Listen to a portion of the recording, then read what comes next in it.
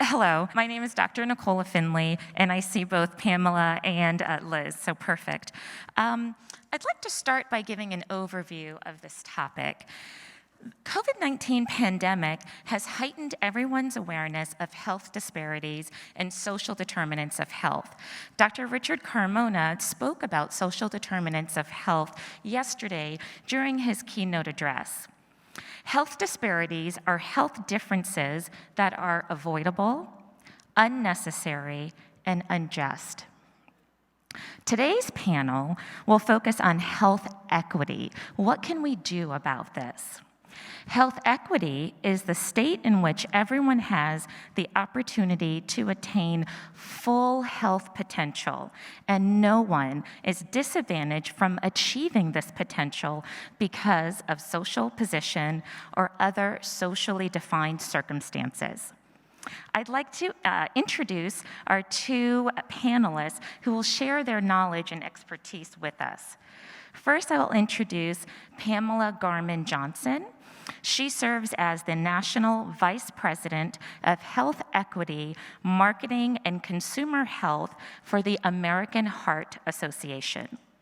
She is responsible for leading the strategic planning for improving the health of communities by identifying opportunities with partnerships to impact lifestyle and community change. Next, I'd like to introduce Elizabeth Aquino, PhD RN. She is an associate professor at DePaul University School of Nursing. Through her research, leadership, and community service, she shares her expertise nationally about the Latinx communities by addressing the disparities that ethnic minorities and underserved communities face. So thank you both for joining us and for helping us as a global wellness community try to achieve some solutions and address health inequities. Pamela, if you don't mind, I'll ask you to address this first question. Achieving health equity may seem like an overwhelming and daunting task, given the historic nature of health disparities. But I truly do believe small changes can make a big difference. Pamela, have you seen any approaches that may appear to be small changes, but have made big differences in achieving health equity? And then I'll have Liz also weigh in afterwards. Pamela?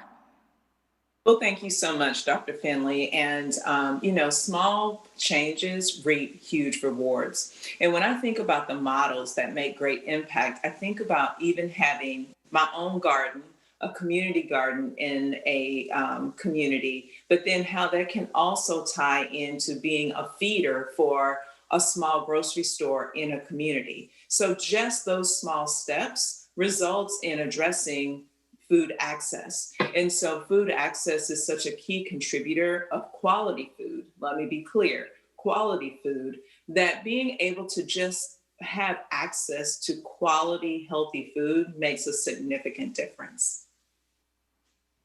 Thank you for bringing that up, and I think it's so important when we think about quality food. Many of us might think about the supermarkets in our neighborhood, and we have access to quality food, but in other neighborhoods that might not be the case. Liz, do you have anything you'd like to share about this concept of small changes could really make a big difference? Good morning, everyone. Yeah, that's a really great question. I think that all of us have our own personal responsibility, especially as healthcare providers. When we think about the human aspect to those relationships that we build with our patients, making sure that they feel heard, that we're demonstrating compassion, that we're providing culturally competent care, that really can have an impact on patient outcomes. And for patients to feel that trust and wanting to come back to see us over and over again and having a medical home or receiving services from us as providers.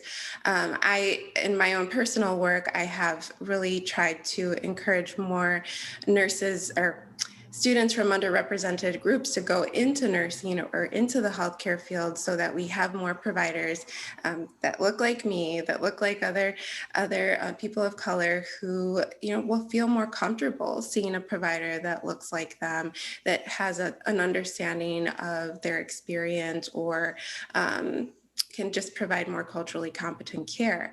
But the other side to that is that every provider also has their own responsibility to be able to provide culturally competent care to a patient, regardless if they look like them or not. So I think taking that ownership and making sure that you're informed, and there's many different trainings that individuals can undergo, like implicit bias or cultural competence training. So I think it's important for individuals to make sure that they have the skill set that's required to take care of all patients. Thanks for sharing that. And I think about cultural competency and how important that is. And you also talked about trust, and that's the trust between the healthcare provider and patients. And earlier today, we were talking about trust in the workplace and how important that is. That's also important in the medical care setting as well. So Liz, I know you do so much work in the community, as do you as well, Pamela. So Liz, I'll ask you this question. In terms of empowering community members, that can be so powerful. When we think about health disparities, there's so many structural and systemic biases, and you spoke about implicit bias. But what can we do that we can control as community members? Liz, can you address what can patients do themselves to help eliminate health inequities for themselves? I think it's really important for individuals to be advocates for themselves and make sure that they're informed.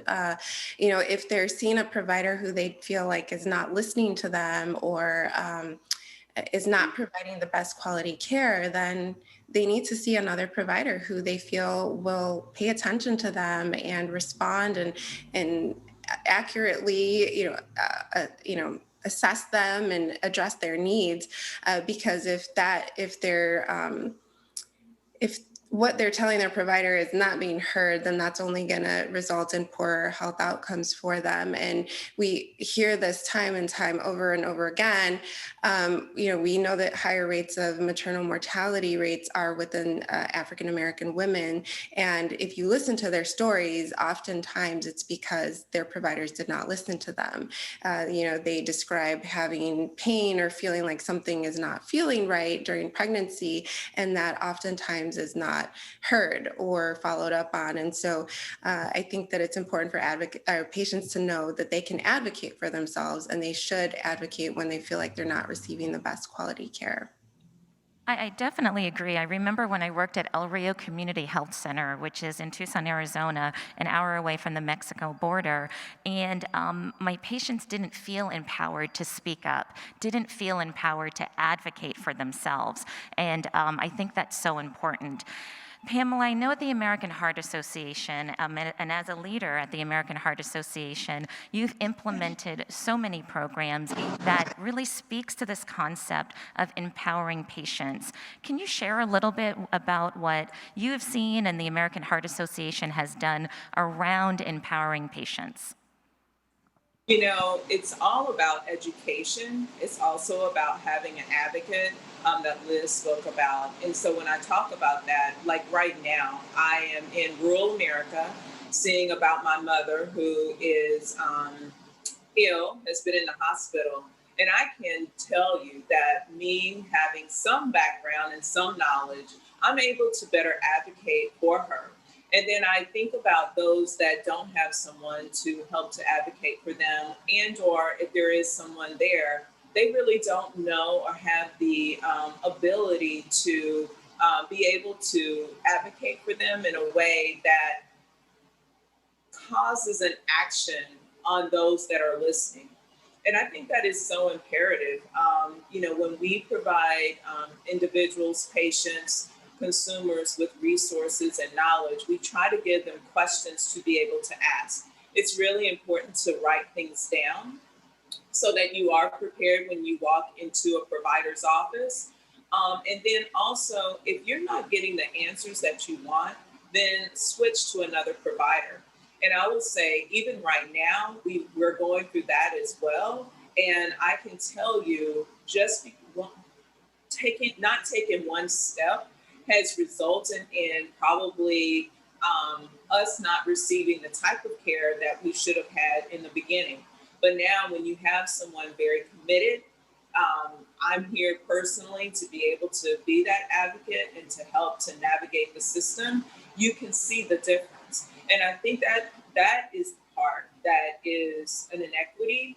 And how do we change that? Because in order to achieve health equity, as you gave that definition, we all should have the ability to have equitable care for everyone. I agree in that being an advocate for ourselves is so important, and it's so nice that you're able to be with your mother, and I hope she is recovering and doing well. But if Pamela wasn't there, we can reach out to other healthcare providers, whether it's patient advocates. In most healthcare systems, there are people to assist us if we believe we're not getting the adequate care.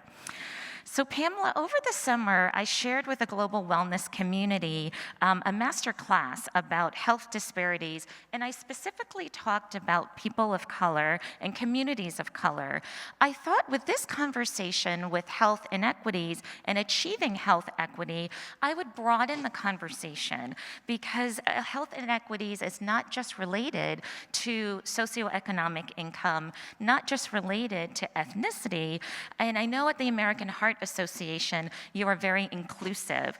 Can you speak to this broader theme about programming to address health inequities for larger communities, not just communities of color? Oh, most definitely. We just released a statement about a month ago for the LGBTQ community. And they are at risk for many of the risk factors for heart disease, stroke, as well as cancer. And so when you think about that, a lot of it has to do with what we're talking about now, the ability to listen and then building trust with that particular community. There are different, even in Chicago, there are community health community areas that allow for those communities to have someone that is representative of their community to actually treat them. And so, to Liz's point, that having a mirror of someone that is like you helps with opening up the doors for them to have trust to be able to address their health concerns. In addition to that, I would also think about those that are differently abled. When you look at that particular population, 80% of them are unemployed. So if you think about the fact that that puts them in a lower socioeconomic status, and then their ability to have access to quality care, there's a huge discrepancy. And so sometimes we really do forget and or we are not inclusive of those populations, but they are faced with just the same type of issues and or challenges as others that have health disparities as well. 80%. I don't think I knew that statistic. And so often our healthcare insurance is tied to employment. So if 80% of disabled people don't have jobs, that is a result that they might not have the same level of healthcare insurance. Liz, this broader conversation outside of communities of color, have you seen any programming through your research, your experience that you'd like to share or just to broaden this conversation? Yes, actually, Pamela shared, some really great information. I think related to the LGBT community, we see higher rates of psychiatric disorders, substance misuse, suicide rates. And so when we think about strategies to help this community, we want to think about, accurately tracking data as we're doing research, which means collecting information about sexual orientation, gender identity, And even thinking about as providers when we are collecting information to record in their health record, making sure that we're asking those questions and even asking, what's their preferred name, what's their preferred pronouns.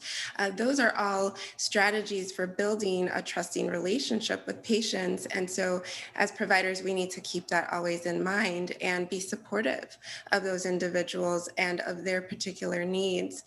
As far as the communities with disabilities, 1 in 4 people in the U.S. have some form of disability. So chances are we know somebody or ourselves may have a disability that is either visible or invisible. And, when we think about the invisible disabilities, oftentimes those are not really, if you can't see it, sometimes people don't believe it. So I want us to be aware of that. Those include people with chronic pain, diabetes, traumatic brain injury, fibromyalgia, where these can be debilitating diseases. And, for an individual I think of when we schedule appointments, like a doctor's appointment or a wellness appointment, and there's a policy that says you have to cancel at least 48 to 24 hours in advance. Sometimes these individuals do not have the luxury to have that advance notice. It could be the morning of, they wake up and they have an intense migraine that leaves them immobile. So I think that we need to think about being flexible when we create policies so that we are making sure that we're not discriminating against these groups. So I think about my own loyalty to organizations and companies who have flexibility in their policy, and I will always go back to them because I know that if something happens in my life that's unexpected, they will be able to accommodate me. So I think that it's important for policies to take that into consideration. And those And may policies, I ask, Nicola? please. I would love to add to Liz's comment because, when you think about, and I am bringing up rural America because that's where I am right now. And I live in a city where I do have a lot of options. But when you think about scheduling appointments or you have to coordinate that with someone because you may have to travel an hour in order to see a specialist. And then the doctor says, well, you need to see this person and this person. And so they want to see them on different days. So when you see them on different days, who's going to take you for 2 1-hour trips? That's a 2-hour round trip. So those types of people are well-intentioned, but we really don't always take into consideration these barriers that they have to be able to receive the type of care that they need. I definitely agree, and thank you for that comment. And it's really that concept that we might not realize what someone's going through, and transportation is something that could be a huge barrier. So on that note, I wanted to thank both of you, Pamela Johnson as well as Liz Aquino, for your insight and sharing ways that we can think about solutions for health inequities. And we've been talking about health disparities. We've spoken previously about social determinants of health. And it's really the concept is what can we do next? And I appreciate you sharing those solutions with us. Thank you.